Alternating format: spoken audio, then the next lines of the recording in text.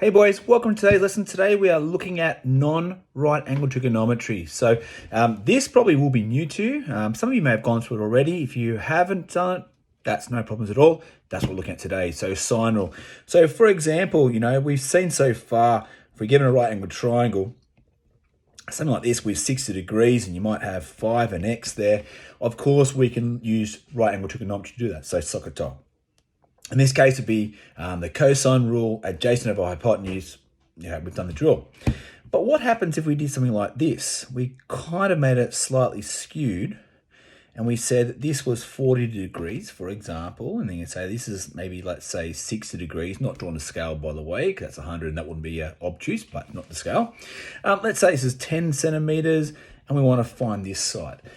So, of course, with the trigonometry we have already, we can't do that. Okay, there's no right angle, so even if I drew it like that first diagram and said that, I can't assume that it's a right angle triangle unless there's a right angle there. Or of course, you've got something that adds up to, let's say, 90 degrees, and so the last angle has to be 90. Apart from that, we can't assume. So there are some other rules that we'll be using in order to find the sides and angles of a non-right angled triangle.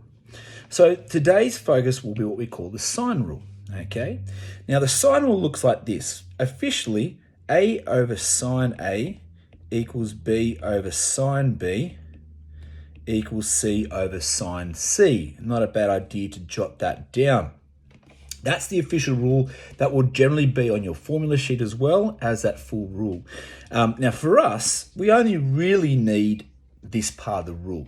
Okay, now what this looks at, if I've got a non-right angled triangle, and we'll come back to that first example, of course, in a little bit, okay, but let's say we've got a nice non-right angled triangle like this. We call that A, B, and C, which means that this is little a, because opposite the angle A, this is little b, because opposite little b, big B, sorry, and then this is little c, because opposite angle C, remembering the sides are small letters, are opposite the capital letter, which means an actual angle.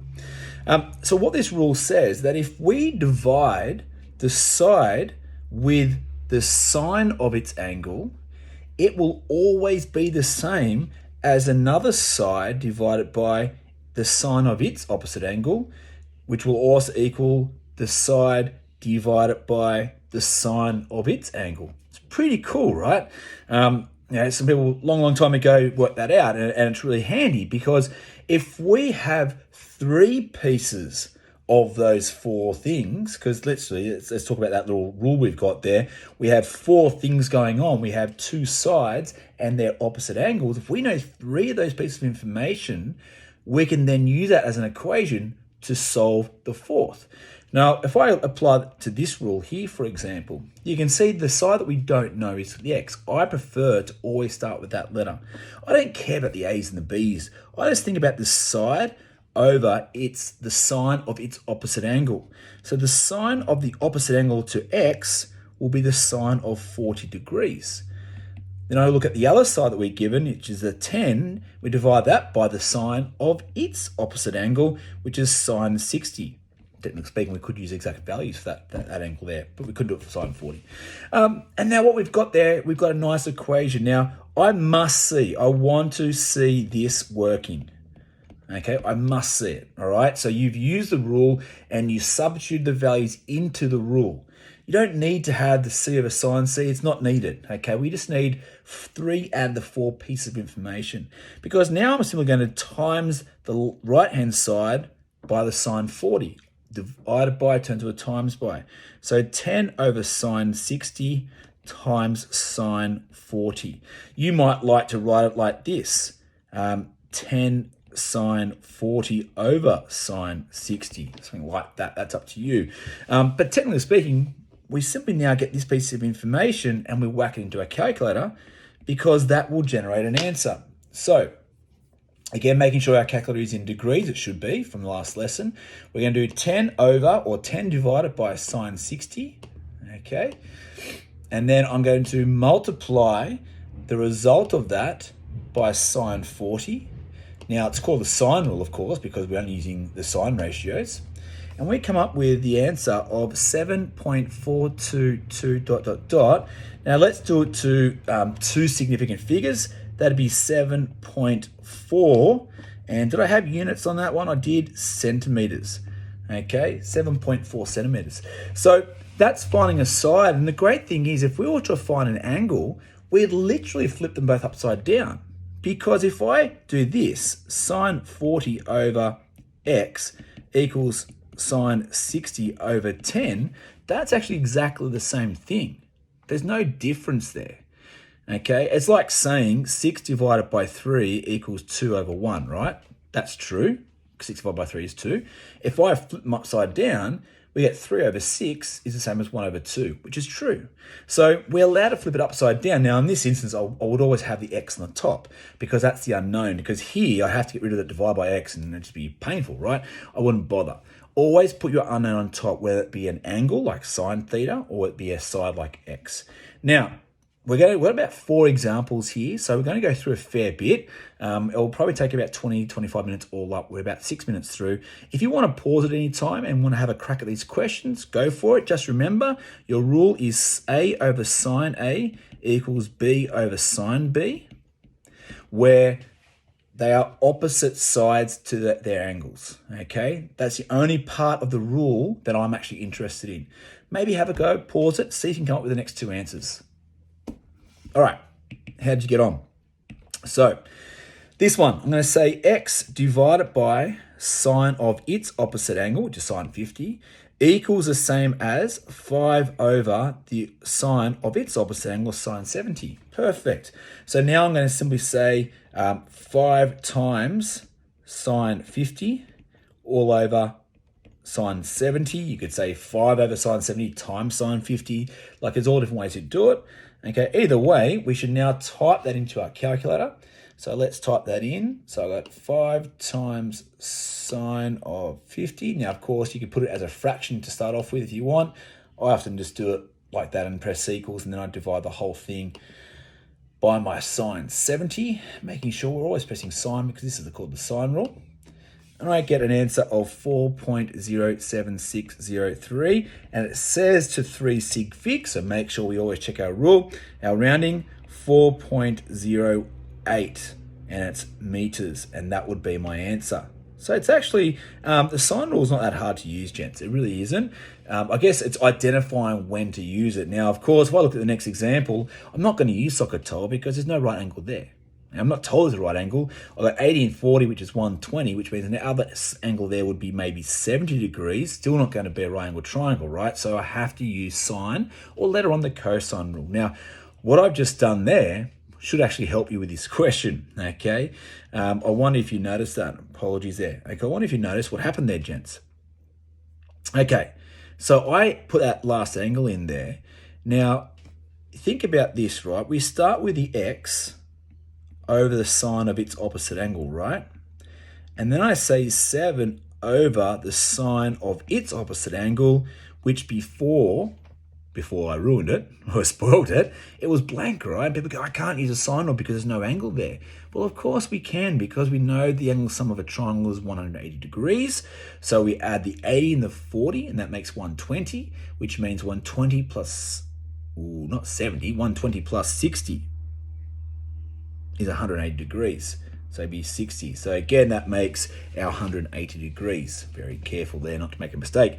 So that's a harder question because a lot of people would not know what to do there. They'd try to look at the cosine rule and figure out the cursor rule doesn't work. But certainly make sure you add that extra angle in, and now we have the opposite side to opposite angle. So now it's just the same as the last question. 7 over sine 60. I'm going to times that by sine 80. Again, you know, I want to see that one, and then as well as the answer. Lots of ways you can sort of do it. I'm going to do it as a fraction this time. So 7, I'm going to press my over button. I'm going to do sine 60 degrees, and then I'm going to times the entire. Just to make sure too, if you're doing a fraction and you press sine and you put your angle in, you got to close the brackets off as well, because if you don't close the brackets off on the denominator, your calculator will actually say math error. So be very, very careful with that. I'm going to times that now by sine 80. Funny enough, you don't need to end the bracket there, so it doesn't matter when it's the numerator, just when it's the denominator. And I get 7.9601 ... So again, 3 sig figs, 7.96, and that would be my answer. So Each time what I'm looking at, I'm asking myself the first question, is it a right angled triangle? If it is, sokotai. If it's not, I go to the sine rule first of all. Always a sine rule, because if you have two sides and they're opposite angles, you're good to go. Of course, with B, slightly different because it didn't look like I had the two opposite angles. Actually, I did. Okay, now I'm going to throw this one here. Okay, find theta to the nearest degree. So this is an angle question. We haven't done one like this, but it's exactly the same thing. The only difference is, instead of having my rule as A over sine A equals B over sine B. Now I could do that. The problem's going to be I'm going to have my unknown on the denominator. Like I said in that previous right at the beginning, flip them upside down. You flip the whole rule upside down, right? Because what you end up having is this. They're the same thing. I showed you that 6 over 3 and 2 over 1 flipped upside down. It's the same thing, right? As long as I flip both of them. Only works when you have two fractions, by the way. So if I do it like this, for example, my sine theta is my unknown. Its opposite side is over 10. And my sine 110, its opposite side is 15. It's nothing is really different there. It's just I've got the angle on top. Now you could put the angle on the bottom, but it's harder to solve. Just put your unknown on top. So much easier. Now I'm going to solve it.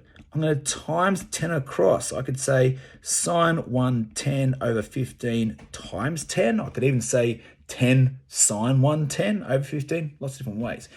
The only thing will be, can you remember from that last lesson when we were finding an angle, what was the one really critical thing you had to do at some point when you found that angle?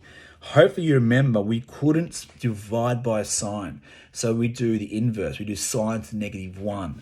Okay, we do that sine to -1. Whenever you are finding an angle, okay, whenever you're finding an angle, you must press shift at some point. So shift sign, there we go.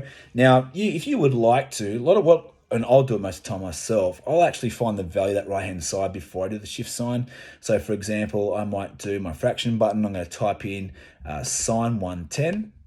Again, lots of ways you can do this, gents. Sine 110 over 15. I'm going to then times the whole thing by 10. Again, you could put the times 10 in front of it. Doesn't really matter. Once I get my answer, and of course we get the answer like 0.626, like I said before, it's a possible angle, right? But it's less than 1 degree. It's so unlikely it's going to be less than 1 degree because you're going to have a triangle that's like this. Unlikely, right? We haven't pressed shift sign. So I'm now going to press shift sign, my answer button, or you could just do shift sign at the beginning and put everything in. Otherwise, we get 38.78955 ... Now it says to the nearest degree. You could press your bubble button here, but there's no real point because nearest degree is nearest whole number, 39 degrees. Now, of course, if it wanted the nearest minute, I'd press my bubble button and it'd be 38 degrees and 47 minutes. Okay, but I don't need to, so it's 39 degrees. So we've done sides, we've done angle. It's not that hard. You got to keep on practicing the sine rule. I've got two more questions here. Most likely they're going to be a bit more challenging. Let's see what happens. This is a really nice question. I like this question. This is, your real good, like more challenging 5.3 question. So it says find theta, given that it's an obtuse angle. That's really, really important. Let's just do it normally and see what happens. So let's start. We're finding an angle. So I'm going to do sine theta on top over its opposite side, and then sine 30 over its opposite side. Now, again, you could have the sides on the top, but there's no point. There's no point.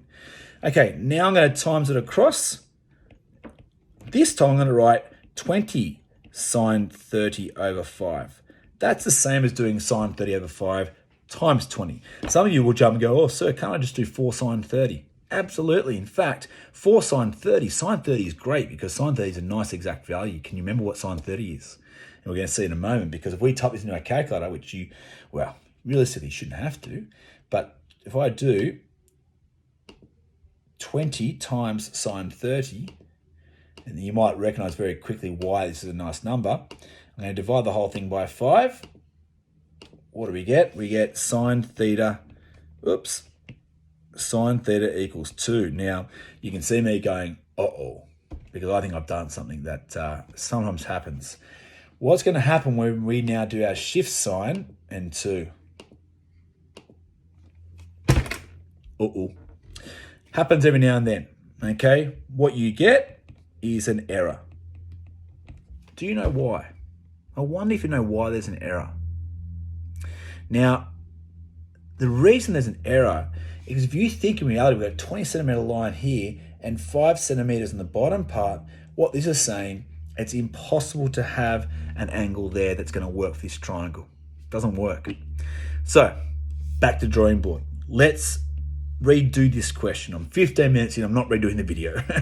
Let's redo the question, okay?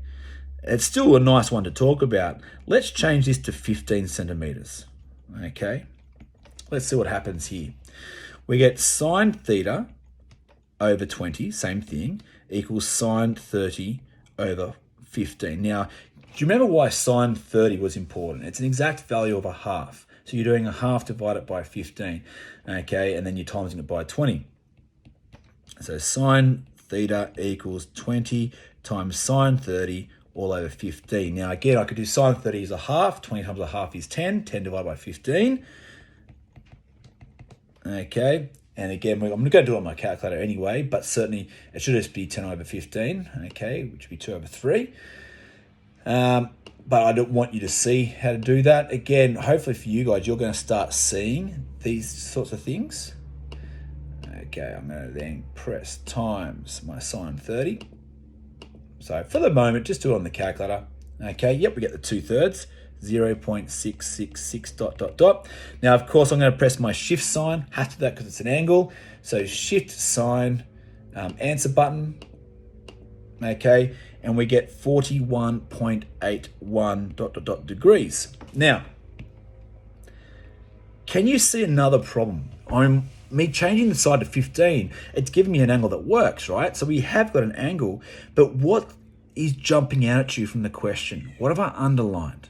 Hopefully you're recognizing, gents, that this says it must be an obtuse angle. And what's the issue with an obtuse angle? Bigger than 90, less than 180.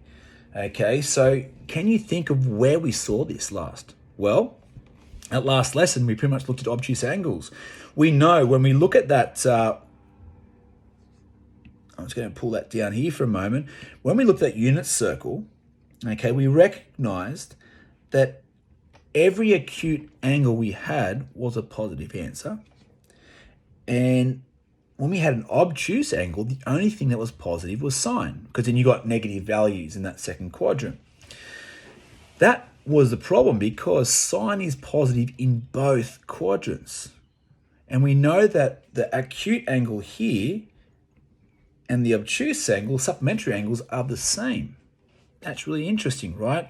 We know that sine theta is the same as sine 180 minus theta. For example, we said sine 20 degrees was equal to sine 160 degrees. It gives us the exact same number. They're both positive. Of course, if you did cos, you'd get a negative response, same number. If it was tan, you get a negative response, same number. But sine, they're both the same. So what it's actually saying in this instance is that if I've got theta equals 40, let's say, is it to the nearest degree? It doesn't really say that, so let's do it to the nearest degree. Let's say sine 42 degrees, what will that also equal to? Well, what's 180 minus 42 degrees? Equals sine 138 degrees. Now, of course, 138 degrees is in fact an obtuse angle. Therefore, it says find theta given it's obtuse, theta equals 138 degrees. Now, the quick way of doing this, of course, is simply this. If you're being told that your angle is obtuse and you get an acute response, just do 180 minus. Bang, it's done every time. Okay, it will work every time. So again, if you're told that it's an obtuse angle, then you simply take away from 180. Now, technically speaking, if it just said not drawn to scale, find theta, then you could in fact have two answers, couldn't you? You could have the acute version of it, you could have the obtuse version of it. And so there can be some complications down the track, but generally speaking, gents, in 5.3 in year 10, you will be told if it's acute or you'll be told if it's obtuse. And that way, usually you're told it's obtuse, so you find the acute angle and then you simply take away from 180 degrees. Okay. Last one, I promise, last one. Okay, so this one is a really nice question again. It's really dragging in the lesson from about 3 lessons ago with exact values. We've done similar ones with these with our right angle trig. So find the exact value of x. Well, straight away look at that triangle. I don't know if it's a right angle triangle. Well, actually I do. It's not, because we know we could add it up to 105 degrees and say that's going to be 75 degrees if I really wanted to. But I know it's not a right angle triangle, right? So I can't use SOHCAHTOA, so I look for sine rule. I've got side opposite angle, side opposite angle. Yes, sine rule works. So straight away I'm thinking x over sine 60 degrees is equal to 10 over sine 45 degrees. Now, that works out really nicely because I'm now going to times the sine 60 degrees across. Now, usually what I'll do is grab to my calculator, and you're like going, so it's such an easy question. This is like question 1. What's different about it? Well, the problem's going to be when I chuck this into my calculator, all of a sudden I get decimal roundings, and I've got no choice but to round my answer. This one's exact. That's why it's different. So what we need to do at this point, or we could do it from the original, the very first line of working, we need to remove the sine 45 and the sine 60 and replace them with exact values. Now, of course, we can only do them with things like 45, 60, and 30. Okay, now 2 triangles that I need. The 45 degrees, can you remember this one? 45 and 45, that's my isosceles 1, 1, root 2 triangle. The next one, of course, was my half of an equilateral, so 60 and 30, 1, 2, root 3. Okay, it comes from my equilateral triangle. And so now I go, okay, 10 over, well, sine 45 would be 1 over root 2, okay? And sine 60 would be root 3 over 2. Beautiful. Now we've got to do a little bit of some modifications. Are you able to simplify that really fast? Now think you're dividing by a fraction. Think about the times and tip. A lot of people get a little bit muddled by this. You're actually doing this, right? 1 on root 2. So let's turn it into a times and flip. We actually get 10 root 2 over 1. Now, when you start getting good at this, what you'll just do, you'll take this root 2 straight to the top. And then you've got 10 root 2 over 1, which in fact just becomes 10 root 2. Perfect. Then I've got times root 3 over 2. So now I can simplify a little bit. I've got 10 root 2 times root 3. Okay, well, 10 divided by 2 makes 5. So let's simplify that first. And root 2 times root 3 is root 6. And it's centimeters, isn't it? And that is my exact answer. So had you put in that part you're working out right at the beginning of the question, that would generate the exact same answer as that one there. But the problem is you can only give the exact value response because it's asked you for it. Now, technically speaking, if it didn't specify, you could give the exact value. You probably wouldn't bother if it didn't give a response because you'd round it to significant figures, decimal places. But in this case, we are asked to do it in the question, so we must do it at some point.